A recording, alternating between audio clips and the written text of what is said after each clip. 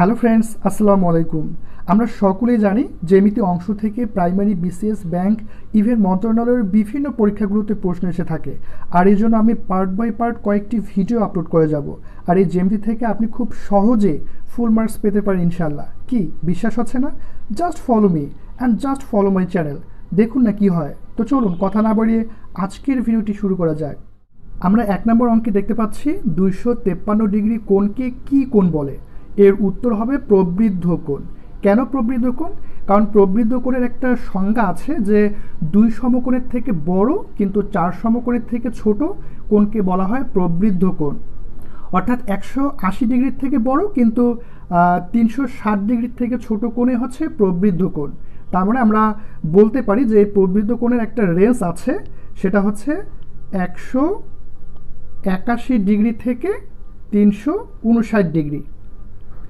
তো এই রেঞ্জটার মধ্যে যে কোনো কোণেই আসুক না কেন পরীক্ষায়, আমরা সেটাকে বলবো প্রবৃদ্ধ কোণ। যেমন কোশ্চেনে আছে 253 ডিগ্রি কোণকে কী কোণ বলে, তাহলে এই রেঞ্জের মধ্যেই তো এই 253 ডিগ্রি আছে, তাই না?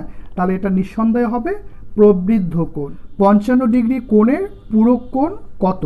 তো যদি পরীক্ষায় পূরক কোণ আসে তাহলে আমরা কি করব? জাস্ট 90 ডিগ্রি থেকে এই যে কোণটা দেয়া থাকবে, এখানে কত আছে 55 ডিগ্রি, এই 55 ডিগ্রিটা মাইনাস করব। তাহলে 90 থেকে 55 মাইনাস করলে কত হয়? 35 ডিগ্রি। ওকে, এটাই হচ্ছে অ্যান্সার। যদি পূরক কোণ আসে তাহলে 90 থেকে যে কোণটা দেয়া থাকবে সেটা মাইনাস করলে আমাদের অ্যান্সার চলে আসবে, খুবই ইজি। এরপর আমরা দেখতে পাচ্ছি 90 ডিগ্রি কোণের সম্পূরক কোণ কত। যদি সম্পূরক কোণ বের করতে বলে তাহলে আমরা 180 থেকে যে কোণটা দেয়া আছে এখানে সেই কোণটা মাইনাস করব। অর্থাৎ 180 মাইনাস 90 ডিগ্রি, তাহলে কত হয়? 90 ডিগ্রি। এখানে যদি আসে যে 170 ডিগ্রি কোণের সম্পূরক কোণ কত, তাহলে সেক্ষেত্রে কি হবে? 180 থেকে 170 বাদ দিলে যা হয় তাই। তার মানে বোঝাচ্ছে যে পূরক কোণ যদি পরীক্ষায় আসে তাহলে 90 থেকে বাদ দিব, আর যদি সম্পূরক কোণ আসে তাহলে 180 থেকে যে কোণটা দেওয়া থাকবে সেটা বাদ দিব, তাহলেই আমাদের অ্যান্সার চলে আসবে।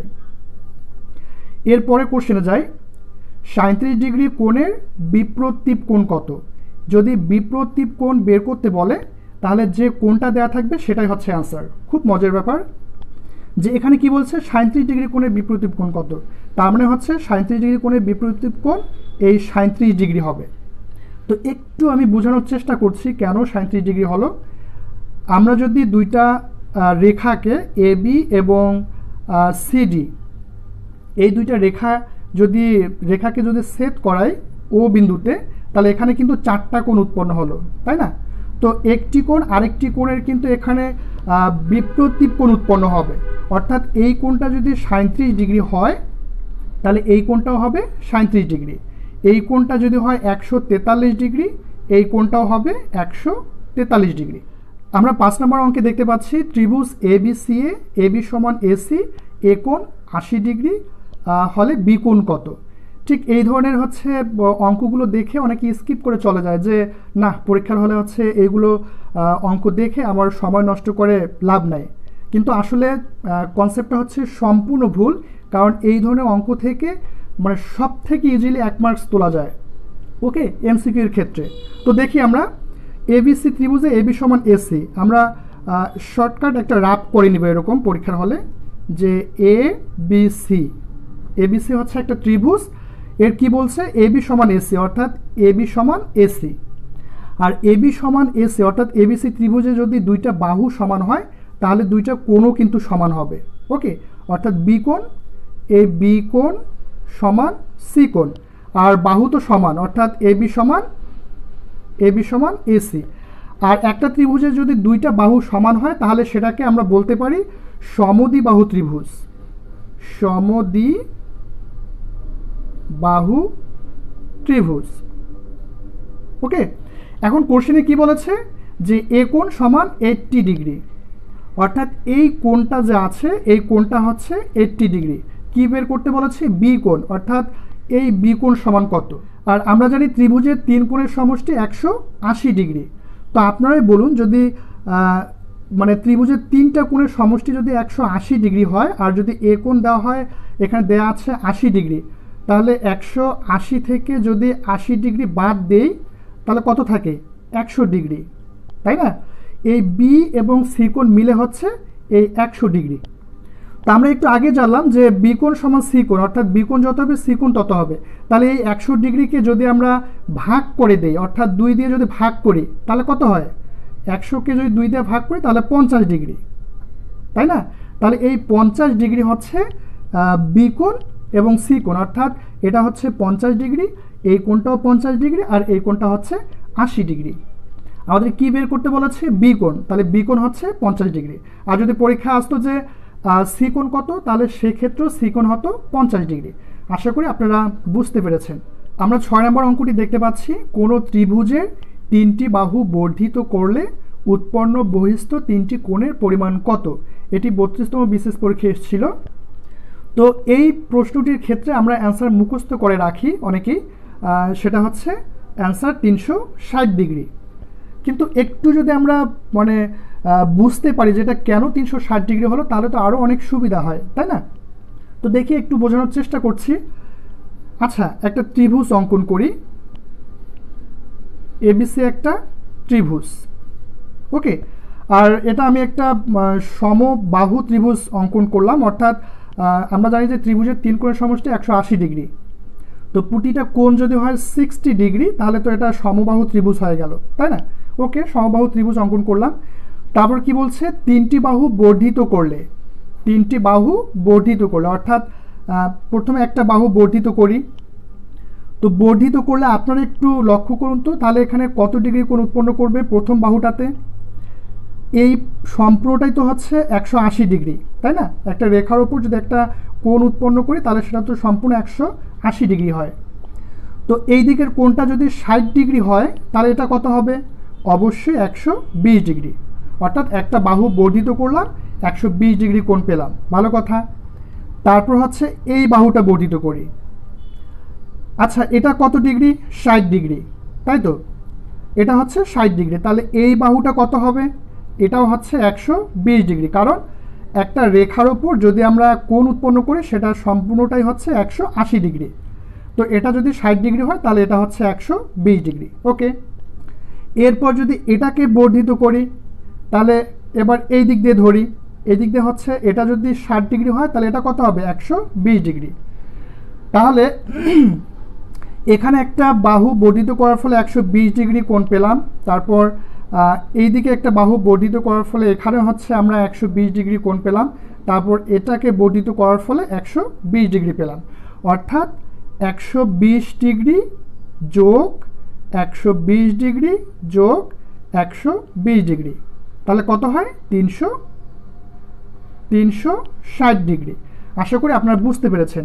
কোশ্চেনটা এরকমই আছে যে কোনো ত্রিভুজের 3টি বাহু বর্ধিত করলে উৎপন্ন 3টি কোণের উৎপন্ন বহিস্থ 3টি কোণের পরিমাণ কত? উৎপন্ন বহিস্থ 3টি কোণের পরিমাণ হচ্ছে 360 ডিগ্রি। এরপর আমরা পরের অঙ্কে চলে যাই। একটি ত্রিভুজের 3টি কোণের অনুপাত 2:3:4 হলে বৃহত্তম কোণের পরিমাণ কত? এটিও পরীক্ষায় 2012 সালে এসেছিল, খুবই ইজি অঙ্ক। তো বৃহত্তম কোণের পরিমাণ বের করতে বলছে। তাহলে এখানে আমরা ধরে নেই যে একটা কোণ হচ্ছে 2x, আর একটা হচ্ছে 3x, আর একটা হচ্ছে 4x। তো আমরা জানি ত্রিভুজের 3 কোণের সমষ্টি 180 ডিগ্রি। তাহলে কি আমরা লিখতে পারি যে 2x plus 3x plus 4x equal to 180 degree? হ্যাঁ, পারি। তারপর এটা সমাধান করি, 4 3 7 2 9, 9x ইকুয়াল টু 180, আর x ইকুয়াল টু এখানে আসে 20, মানে 20 ডিগ্রি। প্রশ্নে কি বলেছে যে বৃহত্তম কোণের পরিমাণ কত? তাহলে বৃহত্তম কোণ কোনটা? এই 4x, তাই তো? মানে 4 এর সাথে আমরা x ধরেছিলাম, 4x। তাহলে 4x যদি বৃহত্তম কোণ হয়, তাহলে মান বসিয়ে দিয়ে x এর মান 4 × 20, তাহলে 4 20 80 ডিগ্রি। মানে বৃহত্তম কোণের মান হচ্ছে পরিমাণ হচ্ছে 80 ডিগ্রি। আর যদি পরীক্ষা বলতো ক্ষুদ্রতম কোণের পরিমাণ কত, তাহলে 2x ধরতাম, তাহলে 2 × 20 ডিগ্রি, তার মানে হচ্ছে 40 ডিগ্রি হতো। আশা করি এই ধরনের কোশ্চেন আসলে আপনারা খুব সহজেই অ্যান্সার দিতে পারবেন। এর পরের কোশ্চেনে যাই, 8 নম্বর কোশ্চেনে। সমকোণী ত্রিভুজের সূক্ষ্ম কোণদ্বয়ের পার্থক্য 16 ডিগ্রি হলে ক্ষুদ্রতম কোণের পরিমাণ কত? বা ক্ষুদ্রতম কোণের মান কত। তো এখানে হচ্ছে শর্টকাট টেকনিকে করব, সেটি হচ্ছে আমরা 90 ডিগ্রি থেকে, যেহেতু সমকোণী ত্রিভুজের কথা বলা আছে, 90 ডিগ্রি থেকে আমরা কি করব, এই পার্থক্য যেটা 16 ডিগ্রি সেটা মাইনাস করব। মাইনাস করলে কত হয়, 4, তারপর হচ্ছে 2, 7, 9 থেকে 2 বাদ দিলে হয় 7, 74 ডিগ্রি। এই যে আমরা 74 ডিগ্রি পেলাম, এই 74কে জাস্ট 2 দিয়ে ভাগ করব। যদি 2 দিয়ে ভাগ করি তাহলে কত হয় একটু দেখে নিই। 74, 3 2 6, 1 14, 7 2 14, তার মানে হচ্ছে 37 ডিগ্রি। ক্ষুদ্রতম কোণের মান হচ্ছে 37 ডিগ্রি। আশা করি বুঝতে পেরেছেন। এরপর আমরা যে অঙ্কটি দেখব এটি তো আরও ইজি। সমকোণী ত্রিভুজের সমকোণ সংলগ্ন বাহুদ্বয় যথাক্রমে 3 ও 4 সেন্টিমিটার হলে অতিভুজ এর মান কত। এই অঙ্কগুলো প্রাইমারি পরীক্ষায় অনেক আসে এবং অন্যান্য ব্যাংক পরীক্ষায় বা নিবন্ধন পরীক্ষার ক্ষেত্রে অনেক থাকে। তো যদি অতিভুজটা বের করতে বলে আমরা 3 4 5 সেকেন্ডের মধ্যেই সেটা বের করতে পারবো অ্যান্সার। এই যে এখানে বাহু দুইটার যে মান দেয়া আছে, অর্থাৎ 3 এবং 4, এর কি করব, বর্গ করে যোগ করব। তার মানে হচ্ছে 3 স্কোয়ার প্লাস 4 স্কোয়ার। ওকে, এটা কত হয়, 9 প্লাস 16, তার মানে হচ্ছে 25। এই যে 25 আসলো, এই 25টাকে আমরা রুট করব। রুট করলে আমাদের অ্যান্সার চলে আসবে। 25কে রুট করলে কত হয়, 25কে আমরা লিখতে পারি 5 স্কোয়ার, তাহলে স্কোয়ার এবং রুট ক্যান্সেল, তার মানে হয় 5। অ্যান্সার হচ্ছে অতিভুজের মান হচ্ছে 5। আশা করি আপনারা বুঝতে পেরেছেন। তো এখানে আরেকটু বুঝিয়ে দিই যে আমরা তো এটা শর্টকাট টেকনিকে করলাম। তো একটি সমকোণী ত্রিভুজের একটা সমকোণ ত্রিভুজ আঁকি, অঙ্কন করি। ABC একটা সমকোণী ত্রিভুজ, ত্রিভুজের সমকোণ সংলগ্ন বাহুদ্বয় যথাক্রমে 3 ও 4 সেন্টিমিটার। তার মানে হচ্ছে ধরলাম একটা ভূমি হচ্ছে 3 আর উচ্চতা হচ্ছে 4। অতিভুজ কত, এই এসিটা কিন্তু হচ্ছে অতিভুজ। তো এইটা বের করতে বলছে। ওকে, তো এটার একটা সূত্র আছে যে অতিভুজ স্কোয়ার ইকুয়াল টু ভূমি স্কোয়ার প্লাস লম্ব স্কোয়ার। ঠিক আছে, এটা দিয়ে হচ্ছে আমরা মানটা বের করতে পারবো। সেটা কিভাবে, যে ভূমি কত 3 স্কোয়ার প্লাস লম্ব কত, লম্ব হচ্ছে 4 স্কোয়ার। তো এটাকে এই দিকে করি যে 9 প্লাস 16, তার মানে কত হচ্ছে 25। আর যেহেতু এসি স্কোয়ার আছে, স্কোয়ারটা ওই দিকে গেলে কি হবে, রুট হবে। আর 25-এর রুট করলে কত হয়, 5। আমরা এভাবেও বুঝে বুঝে করতে পারি। আর যেহেতু পরীক্ষার হলে সময় কম থাকে, আমরা শর্টকাট টেকনিকেই করব। যে অতিভুজটা যদি বের করতে বলে তাহলে দুইটার বর্গ করে যোগ করব, যোগ করে হচ্ছে যেটা অ্যান্সার আসবে সেটা রুট করলে আমাদের অ্যান্সার চলে আসবে। এরপর আমরা স্ক্রিনে 10 নম্বর অঙ্ক দেখতে পাচ্ছি যে ত্রিভুজ ABC এর BC সমান CA সমান AB সমান 5 সেন্টিমিটার। ত্রিভুজটির ক্ষেত্রফল কত। এটি নিবন্ধন পরীক্ষায় কলেজ পর্যায়ে এসেছিল 2012 সালে। ত্রিভুজ ABC এর 3টা বাহু সমান, আর একটা ত্রিভুজের 3টা যদি বাহু সমান হয় তাহলে সেটা কিন্তু সমবাহু ত্রিভুজ। ওকে, ABC এটার 3টা বাহুই সমান, অর্থাৎ AB সমান BC সমান CA। আর এই 3টা বাহু সমান কত দেয়া আছে, 5 সেন্টিমিটার। 3টা বাহু দেয়া আছে 5 সেন্টিমিটার। তো অ্যান্সার কি বের করতে বলেছে, ত্রিভুজটির ক্ষেত্রফল কত। তার মানে এটা যেহেতু সমবাহু ত্রিভুজ এবং এই সমবাহু ত্রিভুজের ক্ষেত্রফলটা বের করতে বলছে। আর সমবাহু ত্রিভুজের ক্ষেত্রফল নির্ণয়ের একটা সূত্র আছে, সেটা হলো √3/4a স্কোয়ার। এটা হচ্ছে সূত্র। ওকে, তো এখানে এস √3/4 ঠিক থাকবে। আর এ মানে ধরে নিব আমরা বাহু কত, 5 সেন্টিমিটার। তাহলে এর মানটা হচ্ছে 5 সেন্টিমিটারটা হচ্ছে এর মধ্যে বসিয়ে দেই, √3/4, এ মানে হচ্ছে 5, অর্থাৎ 5 স্কোয়ার, যেহেতু এ স্কোয়ার আছে। তো এটাকে আমরা কি করব, √3/4, তারপর হচ্ছে 5 স্কোয়ার মানে কি 25। তার মানে এটাকে আমরা লিখতে পারি √25 √3/4। এটাই হচ্ছে আমাদের অ্যান্সার। অপশনে যদি এটা পাই তাহলে এইটাই হচ্ছে আমাদের অ্যান্সার। ওকে, এর পরবর্তী অঙ্কতে আমরা যাই। নাম্বার 11, সমবাহু ত্রিভুজের পরিসীমা 9, অর্থাৎ 9, ক্ষেত্রফল কত। এই সমবাহু ত্রিভুজের একটু আগে আমরা কি জানলাম, যে ক্ষেত্রফল, তাই না। এবারও ক্ষেত্রফল বের করতে বলেছে, তবে এর আগে ছিল বাহু বাহুর পরিমাণ দেয়া ছিল, বাট এবার পরিসীমা দেয়া আছে, ক্ষেত্রফল বের করতে হবে। তাহলে ক্ষেত্রফলের সূত্র কিন্তু একই সমবাহু ত্রিভুজের, যে √3/4 a স্কোয়ার। তো এখানে এর মানটা হচ্ছে আমাদের বের করতে হবে, এটা হচ্ছে মেইন কথা। তো সমবাহু ত্রিভুজের এই যে পরিসীমা আছে, পরিসীমা 9, তো পরিসীমার ছোট্ট একটা সূত্র আছে, সেটা হলো 3a। সমবাহু ত্রিভুজের পরিসীমা হচ্ছে 3a। তার মানে আমরা লিখতে পারি 3a সমান 9। হ্যাঁ পারি, পরিসীমা 9 যেহেতু আছে 3a সমান 9 লিখতে পারি। তার মানে হচ্ছে a সমান 9কে যদি 3 দিয়ে ভাগ করি তাহলে আসে 3। এর মান পেলাম আমরা 3। এই অঙ্কটা আরও সোজা আগেরটার থেকে। তো এরপর হচ্ছে আমরা মান বসিয়ে দেই, √3/4 এর মান হচ্ছে 3, তার উপর স্কোয়ার, তাহলে আসে √3/4 আর এখানে আসে 9, তার মানে আসে 9√3/4।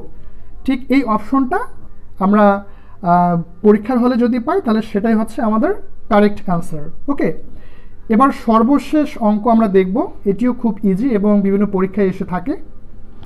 একটি ত্রিভুজাকৃতি জমির ভূমি 75 মিটার, উচ্চতা 20 মিটার, প্রতি বর্গমিটার 2 টাকা হিসাবে ঘাস লাগাতে কত খরচ হবে, মানে মোট কত খরচ হবে সেটার কথা বলছে। এই অঙ্কগুলো প্রাইমারি পরীক্ষায় খুব আসে। তো আমরা জানি ত্রিভুজের ক্ষেত্রফলের একটা সূত্র আছে, খুব সিম্পল একটা সূত্র, সাদামাটা সূত্র, যে ক্ষেত্রফল সমান, আমি একটু লিখে দেখাচ্ছি, ক্ষেত্রফল সমান হাফ গুণন ভূমি গুণন উচ্চতা। এটা হচ্ছে ক্ষেত্রফলের সূত্র। তো হাফ রাখলাম, ভূমি এখানে কত, ভূমি হচ্ছে 75 দিলাম, তারপর উচ্চতা কত, উচ্চতা হচ্ছে 20 লিখলাম। তাহলে এখানে হচ্ছে যদি কাটাকাটি করি, এই 20কে 2 দিয়ে কাটি 10 হয়, তাহলে 75 গুণন 10 কত হয়, 750। তাহলে ক্ষেত্রফল যেহেতু এর একক হবে বর্গ মিটার, 750 বর্গমিটার। এখন কি বলেছে যে প্রতি বর্গমিটার 2 টাকা হিসাবে ঘাস লাগাতে কত খরচ হবে। তাহলে 1 বর্গমিটারে যদি ঘাস লাগাতে খরচ হয় 2 টাকা, তাহলে 750 বর্গমিটারে ঘাস লাগাতে খরচ হবে কত, 750 গুণন 2, অর্থাৎ 1500 টাকা। এটাই হচ্ছে আমাদের উত্তর। ওকে, তো কেমন লাগলো ভিডিওটি? যদি ভালো লেগে থাকে তাহলে প্লিজ অবশ্যই চ্যানেলটি সাবস্ক্রাইব করে পাশে থাকবেন। আর অঙ্ক নিয়ে অনেক ভিডিও আপলোড করব, আর এজন্য আপনারা পাশে থাকবেন, এটাই আমি প্রত্যাশা করি। তো আজ এই পর্যন্ত, ইনশাল্লাহ আবারও দেখা হচ্ছে নেক্সট ভিডিওতে। ততক্ষণে আপনারা ভালো থাকুন, সুস্থ থাকুন, নিরাপদে থাকুন। আল্লাহ হাফেজ।